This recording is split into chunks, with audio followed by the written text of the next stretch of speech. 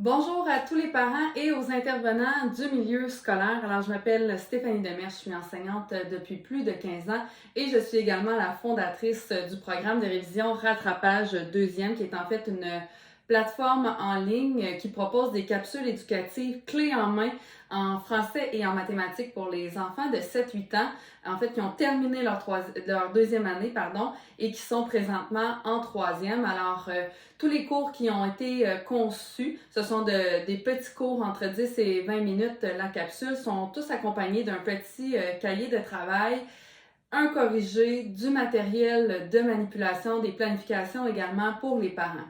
Alors, pour plus d'informations, rendez-vous sur rattrapage.net. Si vous avez des questions, vous pouvez toujours m'écrire à info@rattrapage.net. J'espère que vous allez bien, j'espère que votre rentrée s'est bien déroulée de votre côté. Cette semaine, dans la thématique, je vous parle encore d'organisation à la maison. Donc, comme je l'ai déjà mentionné dans une capsule précédente, qui dit rentrée organisée dit parents moins stressés. Qui dit parents moins stressés dit enfants moins angoissés, moins dans l'anxiété. Comme vous le savez, à la rentrée, nous recevons une tonne de papiers à signer, à retourner, certains à conserver. Donc, je vous partage mes trucs pour vous démontrer comment moi je me suis organisée comme parent à la maison. Donc, dans un premier temps, il faut d'abord lire et prendre connaissance de toutes les informations qui ont été transmises par l'école et n'hésitez surtout pas pour poser des questions soit à l'enseignante, soit au secrétariat de l'école. Donc, les enseignantes préfèrent faire affaire avec des parents qui posent beaucoup de questions que de faire affaire avec des parents qui sont totalement dans le néant. Faire le tri dans cette belle paperasse, donc ce que je vous suggère, c'est de signer, de retourner les formulaires nécessaires pour le dossier de votre enfant à l'école, c'est-à-dire par exemple les autorisations pour les photos et surtout n'hésitez pas à poser des questions pour l'autorisation des photos parce que souvent il y a beaucoup de petites cases à cocher.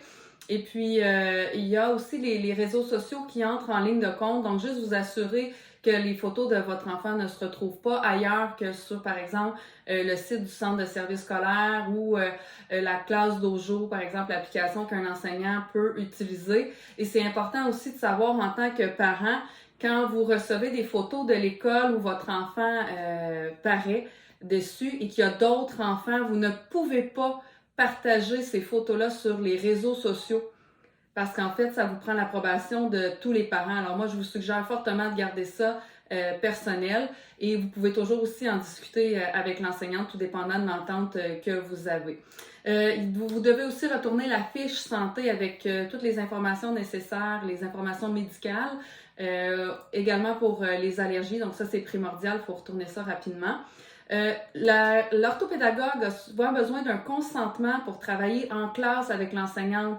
Donc oui, les orthopédagogues vont souvent retirer les enfants des classes, quoique de moins en moins.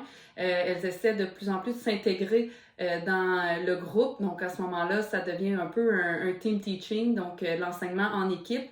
Et c'est très, très favorable pour les enfants, mais elles ont besoin d'un consentement des parents pour pouvoir intervenir auprès de votre enfant dans la classe.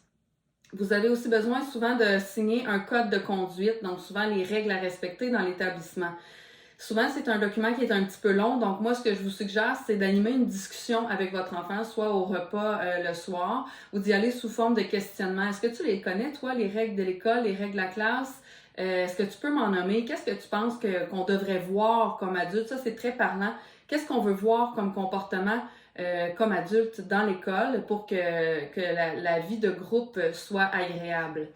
Ensuite, vous avez aussi, probablement, si vous avez des services de garde dans vos milieux, donc ça prend des formulaires aussi pour les services de garde. Donc, n'oubliez surtout pas concernant la garde de vos enfants, que ce soit le matin, le midi ou le soir, l'enseignante et le service de garde doivent être au courant des départs des enfants.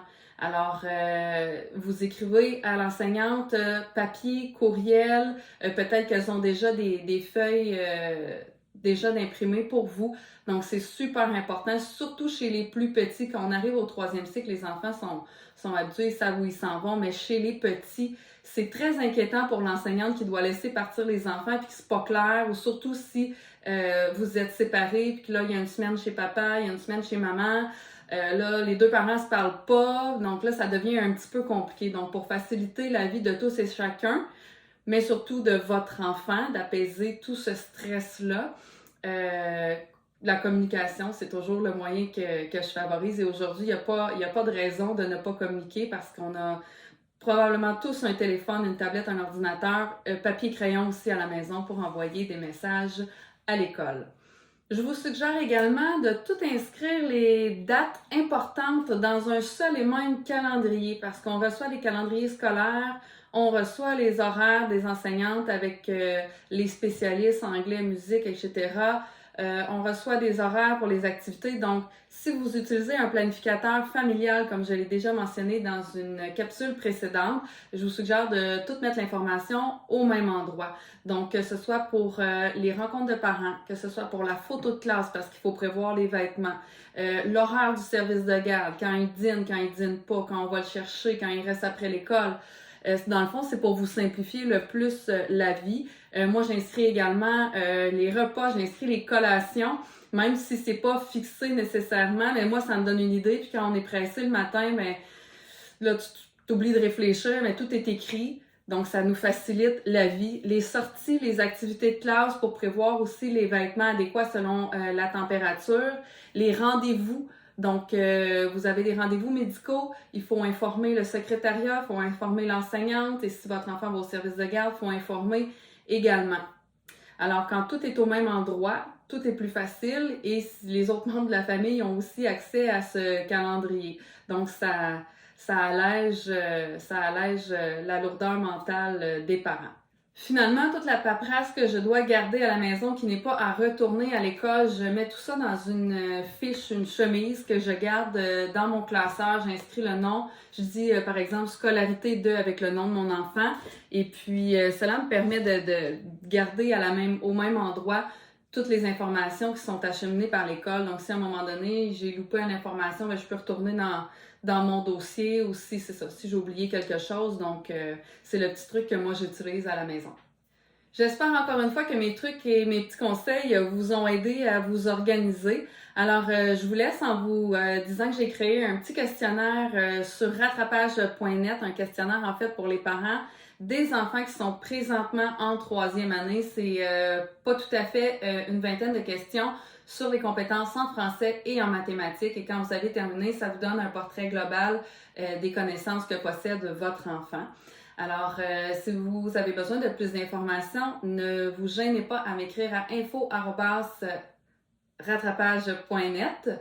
Et en vous quittant, je vous demande comment vous gérez la paperasse scolaire à la maison. Quelle est votre organisation? Donc, inscrivez-moi dans les commentaires votre organisation. Ça va permettre en même temps à d'autres parents d'y voir un petit peu plus clair. Alors, je vous dis à la prochaine. Merci d'avoir été là. Bye bye!